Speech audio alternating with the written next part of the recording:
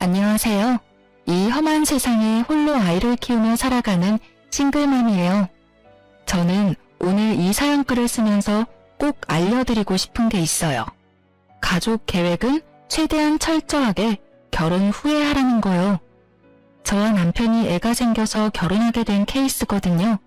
물론 애가 생겨서 결혼한 사람들이 모두 저처럼 망하지는 않겠지만 그래도 조심해서 나쁠 거 없잖아요. 잘못하면 정말 지옥 문 앞까지 갔다 올 수도 있거든요. 저와 남편은 20대 초반에 만나서 예상하지 못한 아이를 임신해서 결혼까지 하게 됐어요. 그때는 저도 어렸고 아이가 그렇게 쉽게 생길 줄 몰랐죠. 남편은 얼굴도 잘생겼고 옷도 잘 입는 사람이었어요. 당시에도 많은 여자들이 남편에게 찝적대고는 했어요. 애가 생겨서 결혼하게 됐을 때는 남편이 좋아하는 여자들에게 나쁜 소리도 많이 들었었죠. 그래도 남편은 책임을 지려고 했어요.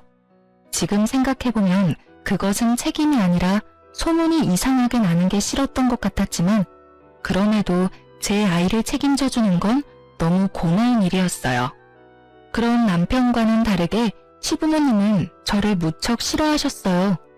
아들 임신시켜서 앞길 막는 여자라며 처음에는 그 애가 내 아들 애인 거 확실하냐며 친자 검사까지 하자고 하셨거든요. 애가 태어나고 정말로 그렇게 했어요. 그렇게 하지 않으면 10년 아니 100년이 지나도 저를 부정한 여자로 만들고 제 아이를 혼외자처럼 만들 것 같았거든요. 검사를 하고서야 아이에 대한 공격은 멈추었지만 여전히 저를 향해서는 날선 공격을 퍼부었어요. 본인들 눈에는 차지도 않는 며느리, 그게 저였던 거예요. 더 좋은 여자를 만날 수도 있는데 너 때문에 만나지 못했다는 말을 수십 번도 더 들었으니까요. 며느리 취급 안 한다면서도 일이 생기면 불러서 일 시키고 돈 내야 할 거 있으면 돈도 달라고 윽박지르고 여하튼 그런 사람들이었어요. 저는 임신과 출산, 육아 때문에 학업도 꼬이고 취직도 꼬인 사람이었죠. 애가 3살이 될 무렵이 되어서야 제게 시간이 주어졌죠.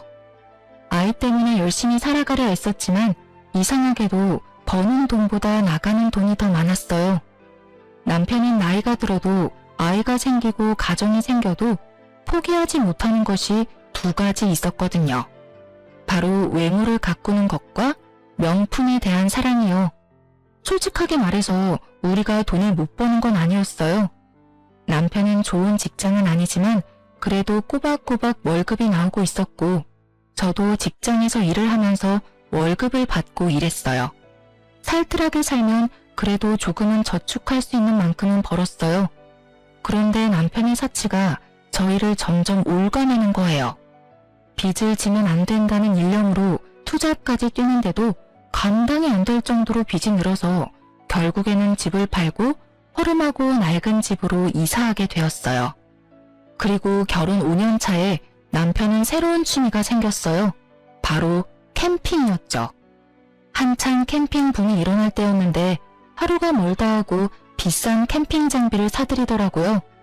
혼자 즐길 거라면서 아기자기하고 예쁜 소품도 사들이는 걸 보고 저는 저와 아이를 위해 사는 건가 싶었어요. 그런데 정작 저와 아이는 제일 처음 캠핑에만 같이 가볼 수 있었어요. 그 뒤에는 이런저런 핑계로 남편 혼자서 다니게 됐어요. 여전히 캠핑 장비를 사느라 생활비를 주지 않는 남편에게 저는 몇 번이고 말했어요. 제발 이제 그만 좀 사라고요. 그런데도 남편은 알았어 하면서 흘려넘기고는 여전히 비싼 물건을 샀어요. 캠핑은 한 달에 한 번 정도 나가더니 얼마 지나지 않아서는 2주에 한 번은 나가더군요. 그리고 그 뒤에는 매주 주말에 캠핑을 하러 갔어요. 사실 이상하다는 생각은 안 했어요. 힘드니 혼자 있는 시간을 갖고 싶다는 남편에게 더 이상 캠핑 장비를 사지 않는 것을 조건으로 보내준 거였거든요. 사건이 터진 건 캠핑을 다니게 된 지 5달째 되던 날의 평일이었어요. 저는 그날 연차를 쓰고 건강검진을 다녀오는 길이었어요. 아이 보느라 건강검진을 못하고 있다가 부랴부랴 하게 돼서 급히 연차를 쓰는 바람에 남편에게도 알리지 못한 연차였어요. 아무것도 안 먹고 검진을 하고 나오는데 배가 너무 고프더군요. 시간을 보니 점심시간이 다 되어가고 있었고 남편 회사가 근처에 있었으니 오랜만에 남편과 밥이라도 같이 먹을까 싶어 남편에게 전화했어요. 그런데 전화를 받은 남편이 밥 먹을 시간 없다며 전화를 뚝 끊더군요. 바쁜가 보다 싶어서 남편 회사 앞에서 발길을 옮기는데 남편 회사 동료와 마주치게 됐어요. 그분도 밥 먹으러 나오는 길이었던 것 같더라고요. 제가 인사를 하니 그 사람도 인사를 해오며 이상하다는 듯 말하더군요. 여기는 어쩐 일이세요? 오늘 그 친구랑 같이 캠핑 가시기로 했다면서 여행 취소됐나요? 그 말에 너무 당황했어요. 저는 아무렇지도 않은 척을 필사적으로 하며 물었죠. 아, 남편이 캠핑 간다고 하던가요? 연차는 내일까지일까요? 아니요, 하루만 썼던데요. 평일날 그렇게 오래 못 간다고 가까운 데 간다더니 결국은 못 갔나 보네요. 그러게요. 이런 날도 있네요.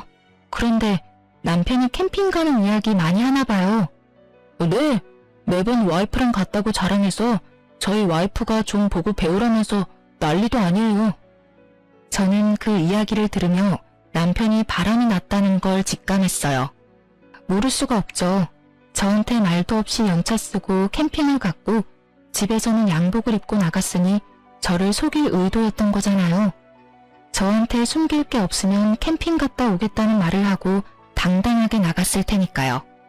게다가 매번 와이프랑 갔다니 저희는 처음 한 번 빼고는 간 적이 없는데 말이죠.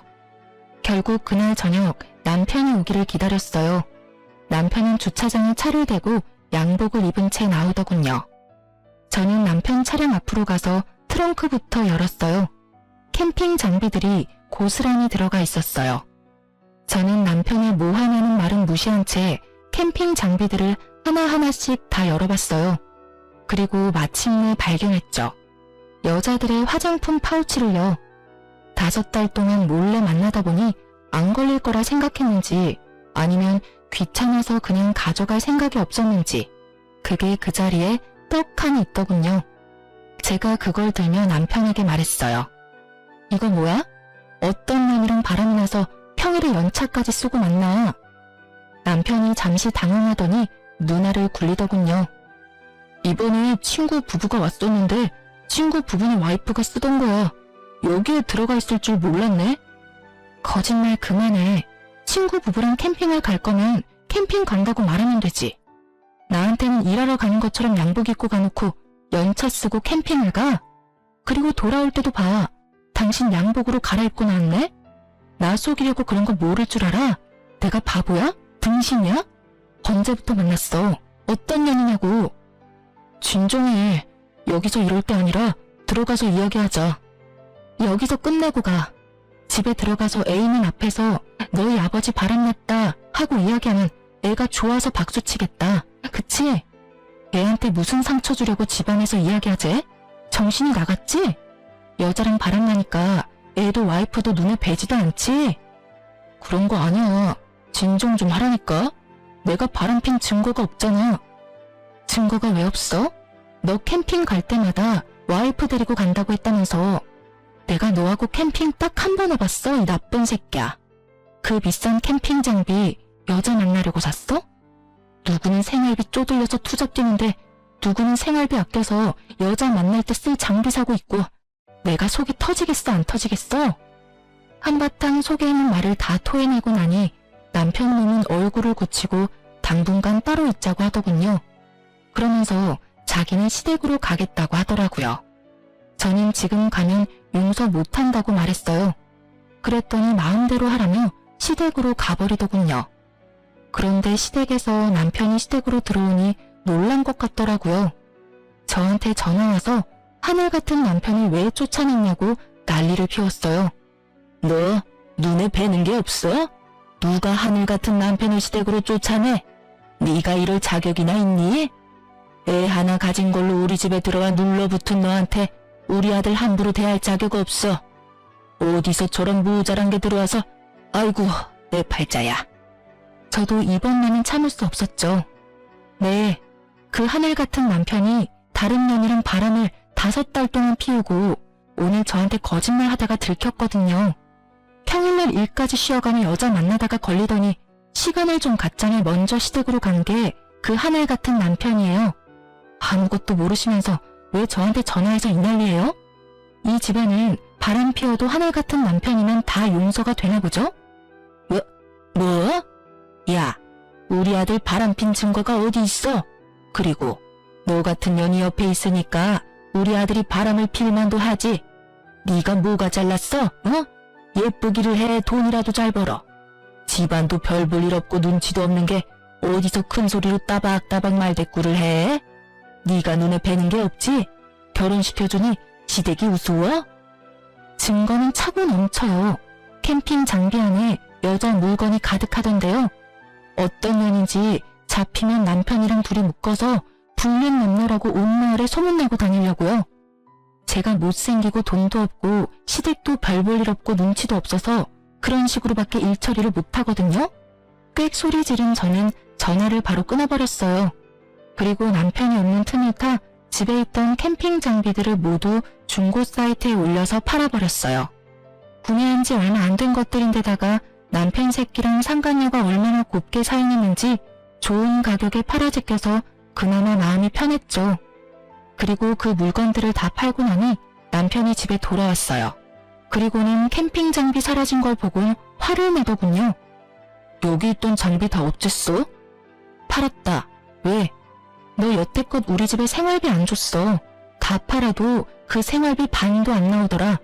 당신이 안 준 생활비라고 생각하면 안 아까울 거야. 어차피 있으면 여자나 만나러 다닐 때 쓸 장비 뭐하러 집에다 놔둬? 그게 다 얼만데 그렇게 후려쳐서 받았어. 아무리 화가 나도 이건 아니지. 뭐가 아닌데? 아닌 건 네가 저지른 불륜이지. 앞으로 캠핑 장비 사들이기만 해봐. 네가 또 바람 피우는 거라 생각하고 내가 손수 오는 족족 다 분지르고 태워버릴 거니까. 알았어. 앞으로 안 사면 되잖아. 그리고 그 여자랑 다 정리했으니까 이제 그만해. 뭘 그만해? 지금 여기서 그만하자고 말할 수 있는 사람은 나야 당신이 아니라. 왜 네가 여기서 뭐가 되는 것처럼 구는데? 그냥 이참에 헤어질까? 나도 이렇게 구질구질하게 사는 거 질렸어. 나도 내 새끼랑 느긋하게 카페도 다니고 여행도 다니고 저녁에 같이 뒹굴면서 살고 싶어. 돈 없어서 매번 저녁마다 투잡 들여 나가는 마누라 놔두고 개집질을 하는 남편을 보고 어떻게 열이 안 받고 화가 안 나? 너라면 화 안 나겠냐? 알았어. 내가 미안해. 사과할게. 더 이상 여자 안 만날 거고 오로지 우리 가정에 충실하고 딸하고 당신한테 잘할게. 그럼 됐지? 갑자기 이렇게 사과하고 다 끝내자고?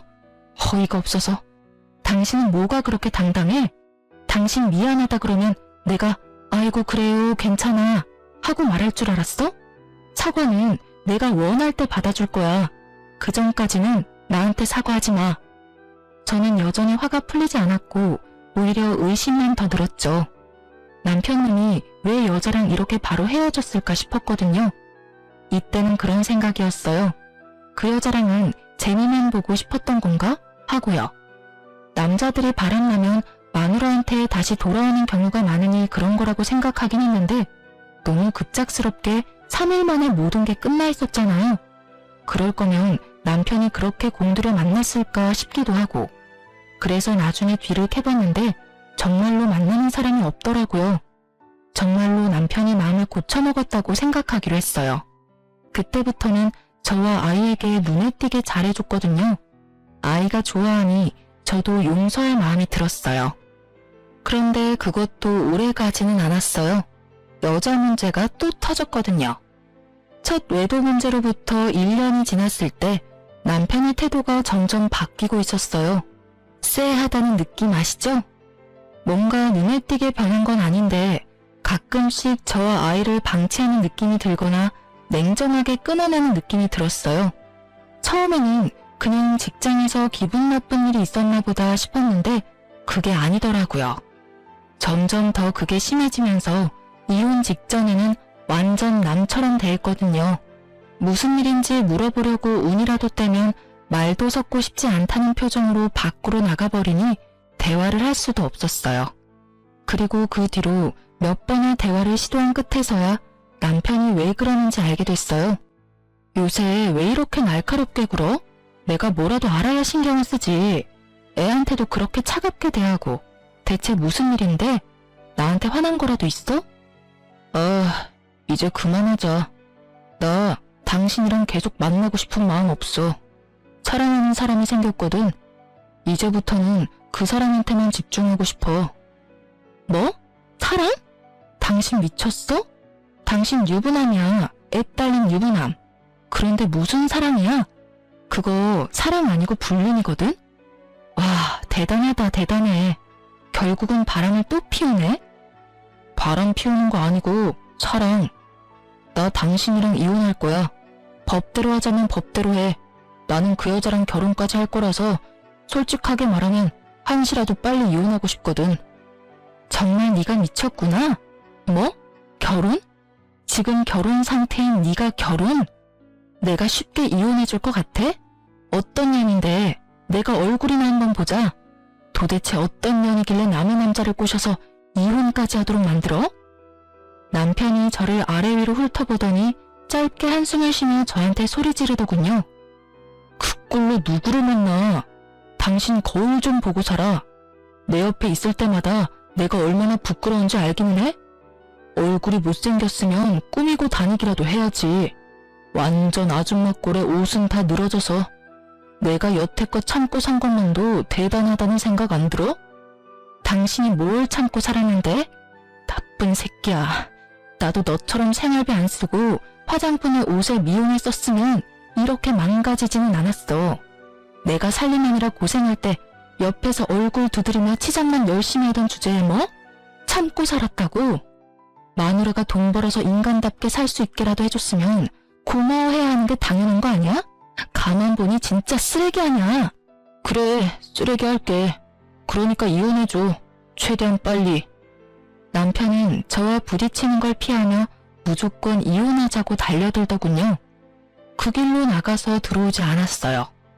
아마 시댁에 들어가서 살던지 상간녀 집에서 같이 살던지 하겠죠. 분노로 정신이 나갈 것 같은 저는 일주일 연차를 신청했어요. 그리고 그 일주일 동안 남편 뒤를 졸졸 따라다녔어요. 이틀째가 돼서야 저는 상간녀를 보게 됐어요. 정말로 저와는 정반대의 여자였어요. 예쁘고 못생기고의 문제가 아니었죠. 몸에 걸치고 있는 모든 것들이 명품이나 명품에 준하는 브랜드였거든요. 온몸을 명품으로 휘감은 여자는 남편과 함께 유유자적하게 쇼핑을 하더라고요.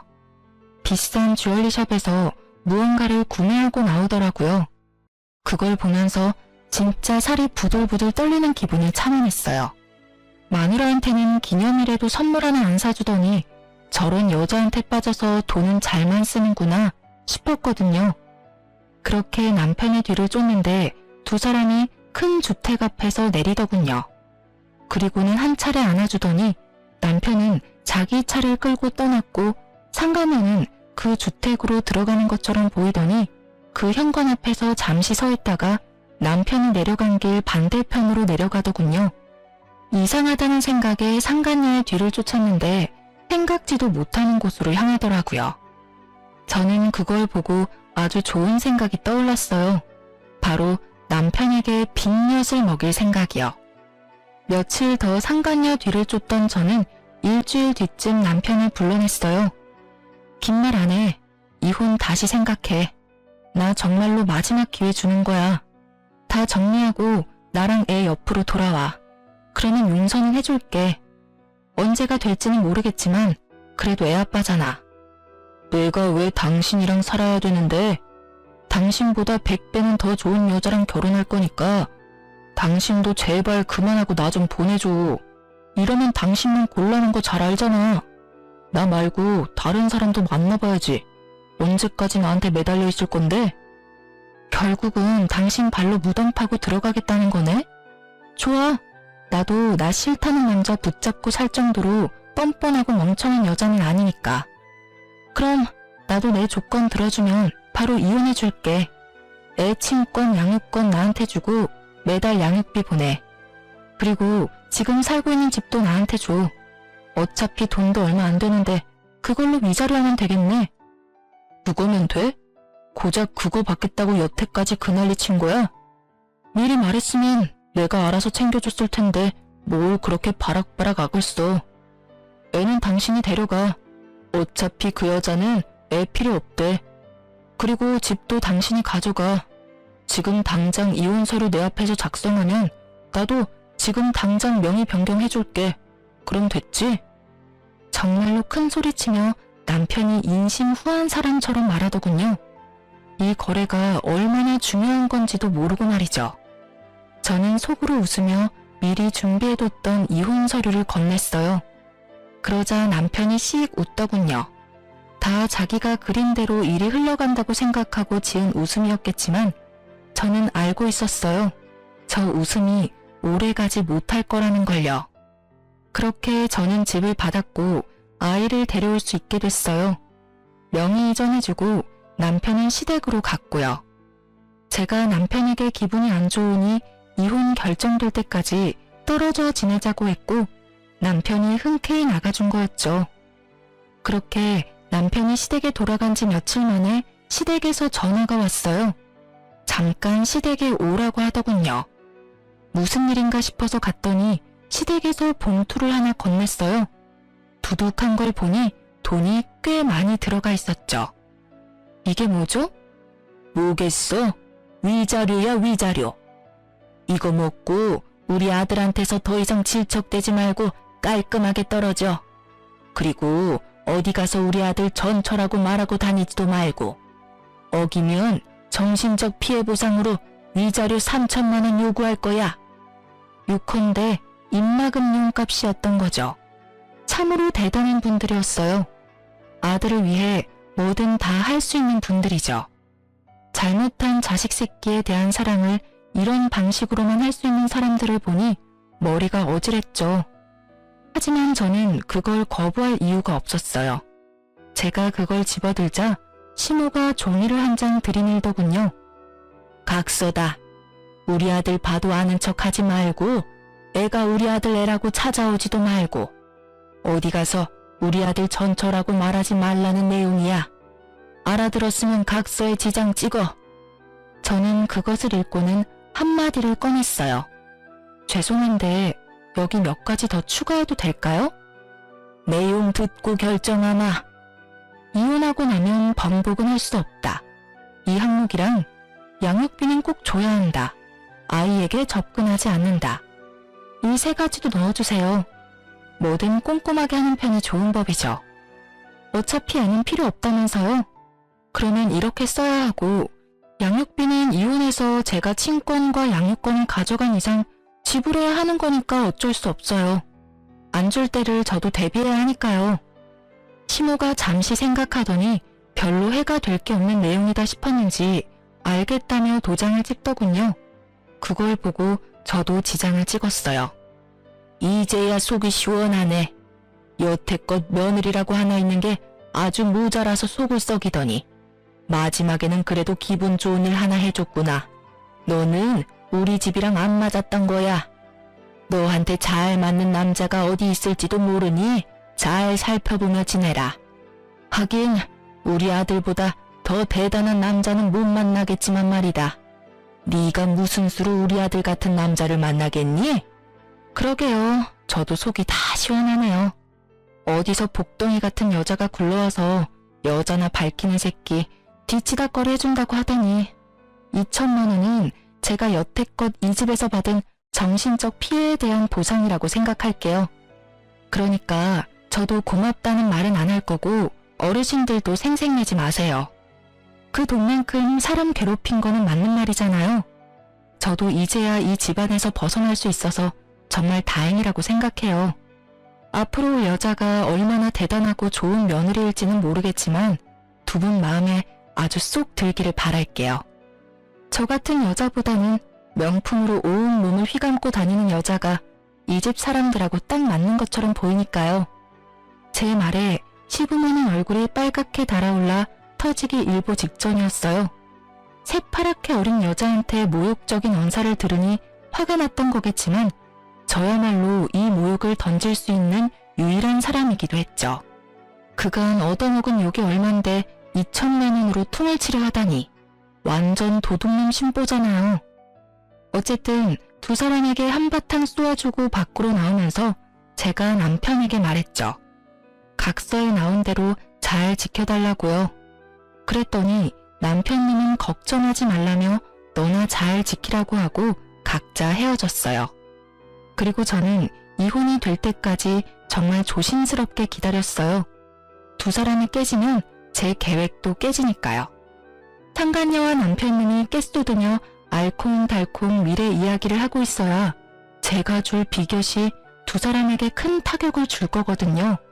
그리고 법적으로 모든 게 정리되자마자 남편부터 불러냈어요. 커피숍에 들어서는데 남편이 앉아있는 게 보이더군요. 제가 다가가자 남편놈이 살짝 놀란 얼굴로 쳐다봤어요.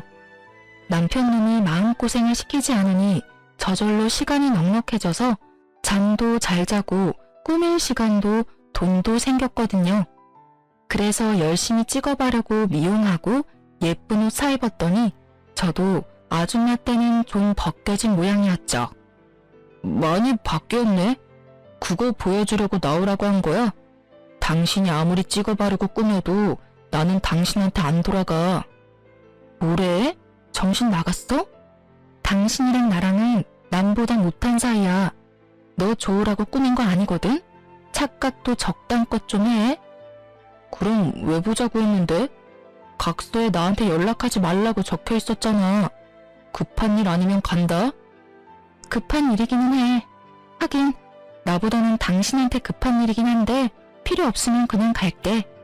나도 필요 없다는 사람한테 굳이 이야기하고 싶지도 않고. 제가 일어서는 신용을 하자 전 남편이 저를 급히 잡더군요. 무슨 일인데 그런 말을 해? 말해봐. 급한 일이란 게 뭔데?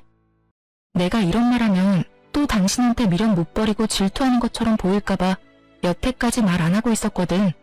근데 우리 이제는 진짜 남이고 나도 당신한테 아무런 미련도 없어. 솔직히 이런 이야기 한다고 나한테 득될 것도 실될 것도 없는데 그래도 당신이 내 아이 아빠라서 도와주려는 거야. 무슨 말을 하려고 이렇게 서론이 길어? 나 당신이 이혼해달라고 했을 때 당신이랑 그냥 미행한 적 있었거든? 근데 엄청 큰 주택에서 당신이 내려주고 항상 당신이 먼저 자리 떴지? 근데 그녀는 당신이 가고서도 그 문 앞에서 10분을 서 있더라고.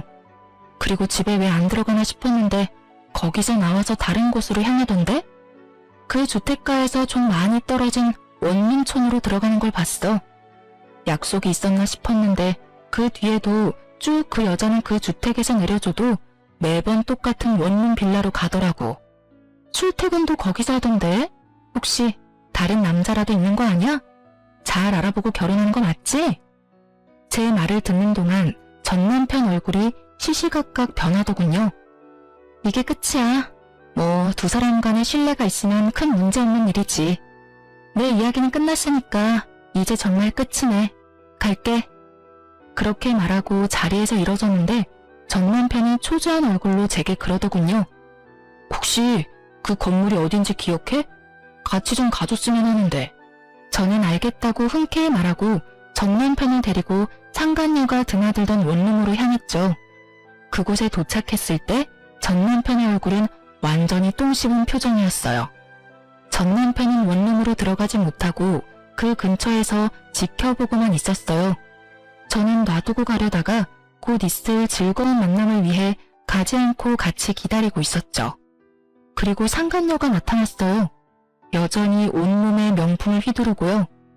빌라 입구에서 들어가려는데 전 남편이 나타나 상간녀 손목을 확 낚아채며 소리치더라고요. 너 뭐야? 여태까지 부잣집 딸인 것처럼 나 속인 거야? 네가 왜 여기서? 오빠, 여긴 어떡해? 아는 사람이 있어서 여기 잠깐 들린 거야. 아는 사람? 그러면 너 혹시 바람 났어? 다른 남자 만난다고 이 원룸에 드나드는 거야? 전 남편의 그 말에 상간녀가 아무 대답도 못하고 버벅거리며 전 남편 눈치만 보더군요. 말해봐. 너 바람 난 거냐고. 나랑 결혼하기로 해놓고 다른 남자랑 동거해? 그런 거 아니야. 사실은 집에서 나와서 여기서 잠깐 다니고 있어.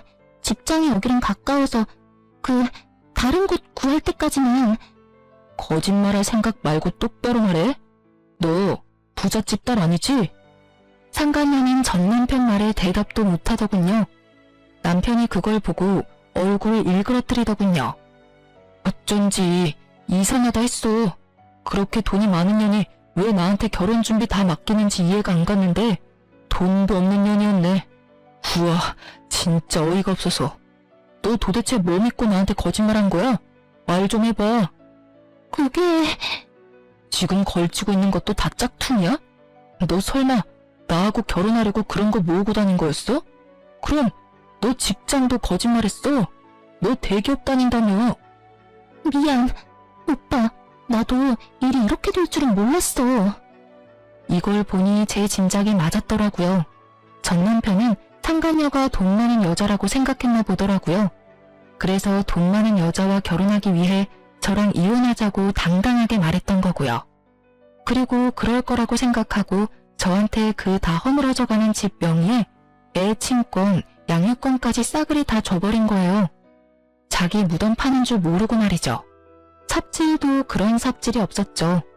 제가 이걸 언제 깨달았냐면 첫 번째 외도 때 남편이 금방 상간녀와 헤어졌다고 했잖아요. 그때 남편이 왜 이렇게 쉽게 끊었나 생각했는데 알고 보니 첫 번째 외도 상대가 그리 잘 사는 집이 아니었던 것 같더라고요. 간보다가 아닌 것 같으니 헤어지자고 하고 저한테 다시 돌아온 거였죠. 제가 좋아서가 아니라 제가 벌어다 줄 돈으로 열심히 꾸미고 치장하려고요. 완전 나쁜 놈의 새끼가 따로 없어요. 마누라를 뭐라고 생각하는 건지. 두 번째 외도에서는 온몸을 명품으로 휘감은 여자를 만나서 옳다구나 싶어서 뺏기지 않으려고 열심히 작업하고 저한테 이혼 선언까지 한 거죠. 그것마저 잘못 생각한 거지만요. 그 명품들이 짝퉁일 거라고는 생각도 못했나 보죠. 하긴 마누라 돈으로 불륜하는 것부터가 참 바보 같은 놈이 하는 짓이긴 하잖아요. 제대로 알아보지도 않은 건 본인이면서 상간녀에게 네가 속였다며 난리 피우고 이 남자는 불륜도 사랑이 아닌 계산적으로 하는 천하의 나쁜 놈인 거죠. 하긴 불륜을 사랑으로 해도 문제가 있지만 그마저도 계산이었으면 소시오패스 아닌가요? 전 남편의 계속되는 추궁에 상간녀가 먼저 고개를 숙이더군요. 오빠, 나 사랑하는 거 아니었어? 내가 좋다며. 구질구질하고 다 늙은 아줌마 같은 마누라가 싫다며. 내가 오빠 옆에서 오빠 빛나게 해줄 사람이잖아. 지랄하네. 야, 돈도 없는 년한테 내가 무슨 관심을 가져. 부잣집 딸인 것처럼 거짓말해놓고 사랑한다고? 거짓말도 적당껏 좀이라 역겨워서 토 나올 것 같으니까. 전 남편의 발언에 상간녀 얼굴이 확 굳어버렸어요. 그 예쁜 얼굴이 바들바들 떨리더니 전 남편에게 한마디 하더군요. 그래서 지금 나 버리겠다고? 결혼 청첩장도 다 돌렸는데. 그래, 너 나 속이고도 결혼할 수 있을 줄 알았어? 꿈 깨라. 어디서 쥐뿔도 없는 년이. 야, 내가 쓴 돈 다 내놔. 결혼식 취소 비용 다 내놓으라고. 오빠 돈 많다며? 그 정도도 처리 못해줘? 설마 오빠 돈 없어? 하긴 이상하긴 했어. 마누라가 워낙 없이 살았잖아. 여태까지 마누라한테 돈 벌게 시키고 그 돈 갈취해서 그 비싼 물건들 사들인 거야? 미친놈? 결혼 안 하는 게 천만다행이네. 너 같은 놈한테 잘못 걸렸으면 당신 전처처럼 이혼할 때까지 돈 갖다 바치느라 일하다 늙어 죽었을 테니까. 결국은 전 남편도 상간녀와 똑같았던 거죠. 두 사람 다 돈이 많은 척을 했고 두 사람 다 돈이 많은 사람을 찾은 거예요. 기생충처럼 빌붙어서 살고 싶어서. 뭐라고? 너 말 다 했어? 다 했다. 왜? 어쩔 건데? 어차피 다 들통나고 파혼까지 당한 마당에 내가 못할 건 뭐 있는데? 돈 많은 여자나 잡아가지고 팔자 패려고 한 기생오라비 같은 새끼가 감히 누구한테 지랄이야? 여자한테 빌붙지 않으면 명품도 못 사는 남자 같은 거 내 쪽에서 거절이야. 재수가 없으려니까 어디서 저딴 놈이랑 엮여가지고. 앞으로 연락하면 스토커로 신고할 테니까 우리 집 앞에서 당장 꺼져. 상간녀 성격이 보통 넘더라고요. 저는 두 사람이 싸우는 모습을 보며 끄끄거리며 웃음을 참고 있었고 낭패한 전 남편의 얼굴을 보고는 정말 배를 붙잡고 웃고 싶었죠. 그래도 남의 불행을 내 행복으로 삼고 싶지는 않아서 열심히 참아봤답니다. 그래도 웃음이 막아지지는 않았지만요. 상간녀가 자리를 뜨고 저도 슬그머니 자리를 뜨려는데 전 남편이 저를 붙잡더군요. 잠깐 기다려봐. 우리 이혼 없던 일로 하면 안 될까? 당신도 봤잖아. 저 여자 나를 돈으로밖에 생각하지 않았어. 게다가 아무것도 가진 것도 없으면서 사치만 엄청 해대는 여자고. 난 그냥 저 여자한테 당한 불쌍한 남자야. 당신이 그렇게 말하니까 소름 돋는다. 당신이 저 여자한테 하는 모든 말들이 당신한테 해당되는 일인 건 알고 있어? 당신도 나를 돈으로만 생각했잖아. 그리고 가진 것도 없으면서 사치만 해대고 있고. 그 여자한테 당한 게 아니라 그 여자 이용하려다가 역으로 당한 거겠지. 말하면서도 자괴감 같은 건 안 드나 봐? 엄청 뻔뻔하네. 당신이 그렇게 생각했다면 내가 정말 사과하고 앞으로는 절대 그렇게 살지 않을게. 돈도 착실히 벌어서 생활비도 주고 사치도 안 하고 명품도 사지 않을게. 그러면 다시 받아줄 수 있는 거 아니야? 애도 아직 어리고 이혼은 아이 정서에도 좋지 않기도 하고. 아이 정서를 생각하는 놈이 애는 필요 없으니까 나한테 알아서 하라고 했어? 정신 나간 놈 아냐? 당신이 하는 모든 말들이 거짓말로 들려서 결혼은 다시 못해줘. 그리고 이럴 줄 알았던 저는 가방에서 각서를 꺼내 전 남편 앞에 들이밀었어요. 각서. 지장 찍고 도장 찍은 거 맞지? 이혼 번복 안 된다고 미리 이야기했어. 약속은 잘 지키면 좋겠네. 애 핑계 대고 재결합 같은 거 꿈도 꾸지 마. 너 같은 놈이 아빠라는 것보다 애 정서에 안 좋은 일은 없어. 아무리 나쁜 놈이라도 아빠만 있으면 된다고 생각하는 거야? 나쁜 영향 끼칠 것 같으면 미리 손절하는 게 애 미래를 위한 일이라고 나는 생각하거든. 칼같이 끊는 제 말에 전 남편이 그 앞에서 황급히 무릎을 꿇더군요. 여보, 제발. 아니면 집만이라도 둘이서 나누면 안 될까? 아니면 부모님이 주신 돈이라도 돌려주면. 그건 이미 다 끝난 일이고 내 입단속 시키면서 젊고 돈 많은 여자랑 미래를 꿈꿀 때는 넙죽넙죽 잘만 주더니 결혼 하나 못하게 됐다고 줬던 걸 뺐니? 욕심도 많아. 당신이 준 집은 다른 사람한테 팔았으니까 더 이상 손 못 대. 그리고 양육비 안 주면 월급에서 빼갈 수 있도록 법적 조치 들어갈 거니까 알아서 하고. 전 남편이 뿌리치고 나가는데 뒤에서 소리치는 목소리가 들리더군요.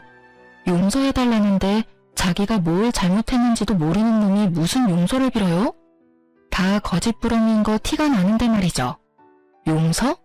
돈 많은 여자 잡아서 호강할 줄 알고 다 쓰러져가는 집 선심 쓰듯이 던져줄 때는 미안하다는 생각은 하나도 없었으면서 시댁에서 한술 더 떠서 돈으로 깔끔하게 저와 아이라는 존재를 털어내려 할 때도 미안한 마음 눈꼽만큼도 없었던 놈이 말은 어찌나 청산유수인지 제가 용서할 리가 없잖아요.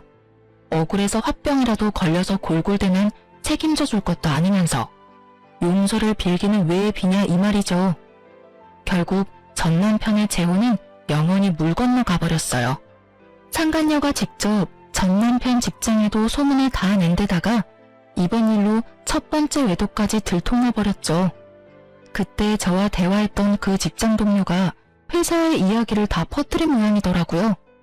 저와 대화할 때 제 모습이 이상했다는 걸 알아챈 것 같더라고요. 솔직히 저야 그 직장에 안 다니는 외부자이니 굳이 신경 쓸 일 아니지만 당사자는 좀 다르잖아요? 자기 이미지가 완전히 박살나는 걸 두고 볼 수 없었는지 아니면 다른 여자들에게 격렬어린 시선을 받는 게 힘들었는지 이유는 모르겠지만 퇴사를 했더군요. 그래도 열심히 돈 많은 여자 꼬셔보려고 돌아다니고 있는 모양이더라고요. 허세 가득한 SNS는 그대로였으니까요. 그렇지만 잘 될 리가 있나요? 집도 없이 시댁에 얹혀 사는? 외도를 이유로 이혼하고 외도 상대와도 파혼한 남자가 잘 되는 게 더 이상하죠. 그리고 그렇게 전 남편의 새로운 시작을 응원했던 시댁에서도 1년이 다 지나고 저에게 연락을 해왔어요. 애미냐? 긴 말 안 하겠다. 애 데리고 다시 돌아와라. 기회는 2번 안 준다. 그러니까 적당히 하고 다시 와. 무슨 소리 하시는 건지 모르겠네요. 뜬금없이 전화하셔서 애미라니. 죄송하지만 저희 이제 법적으로 남남이에요. 아니지, 남보다 더 못한 사이죠. 그런데 왜 제가 돌아가요? 그리고 사람을 우습게 보시는 모양인데 기회는 그쪽에서 주는 게 아니라 제가 줘야 하는 거죠. 저는 줄 생각도 없긴 하지만 기분은 무척 상하네요. 저는 아직도 어른께서 직접 작성해서 주신 각서 잘 간직하고 있으니까 그 각서대로 행해주셨으면 좋겠네요. 우리 아들이 저렇게 됐다 해도 너보다 잘난 건 사실이야. 그리고 넌 싱글맘으로 사는 게 얼마나 힘든지 모르지? 그거 아무나 못해. 너 같은 애가 할 수 있는 일이 아니니 얼른 이 집에 돌아와. 걱정 안 해주셔도 열심히 힘들어하고 있어요. 친정에서도 많이 도와주니까 괜찮고요. 저한테 신경 쓰지 말고 아드님한테나 신경 써주세요. 아참, 양육비는 밀리지 말고 꼬박꼬박 보내주라고 전해주세요. 각서 기억하시죠? 어기면 위자료 3천만 원이에요. 어차피 지장에 인감까지 찍었으니 어기지는 않겠지만 걱정은 좀 되네요. 전화와서 오라고 하는 거 보니 그 사람 발등에 불 떨어진 모양 같기도 하고. 어쨌든 저는 더 이상 엮일 생각 없으니까 알아서 좋은 며느리 만들어주세요. 예쁘지도 않고 돈도 없고 처가도 별 볼 일 없고 눈치까지 없는 며느리 뭐하러 다시 맞이하려 그래요? 집도 없고 여전히 어른이랑 같이 살면서 이혼과 파혼을 한 번씩 한 아들인데 그에 걸맞는 며느리 찾아주시면 되죠. 그럼 이만 전화 끊을게요. 다시 전화하지 마세요. 기분이 더러워져서 안 되겠네요. 그 말을 끝으로 전화를 끊어버렸어요. 아, 싸가지 없는 말을 하고 나니 얼마나 속이 시원하던지. 오해하지 마세요. 저는 예의범절을 잘 지키는 착한 어른이랍니다. 다만 제 심장에 비수 박아서 비틀어짜는 사람들에게까지 예의범절 지켜줄 필요 없잖아요. 이렇게 저와 그쪽 집안과의 악연은 끝을 맺었어요. 정말 길고도 질긴 악연이었죠. 아이를 갖지 않았다면 이런 일도 겪지 않았겠지만 아이가 생기지 않았다면 이런 일도 견뎌낼 수 없었겠죠. 그 아이는 지금도 무럭무럭 잘 자라고 있어요. 언젠가 아이가 아빠에 대해 궁금해하면 차분하고 진지하고 교육적인 말로 이야기해주려고 미리 사연글을 쓰면서 정리해봤네요. 여전히 떠올리면 욕이 나올 것 같은 날들이었지만 마지막에 선사한 엿 덕분에 조금이나마 맺힌 돌덩이가 사라진 기분이에요. 그리고 글 읽는 분들께서도 조금은 시원한 기분 느끼셨으면 좋겠네요. 그럼 저는 이만 들어가 보겠습니다. 모두 행복한 하루 보내세요.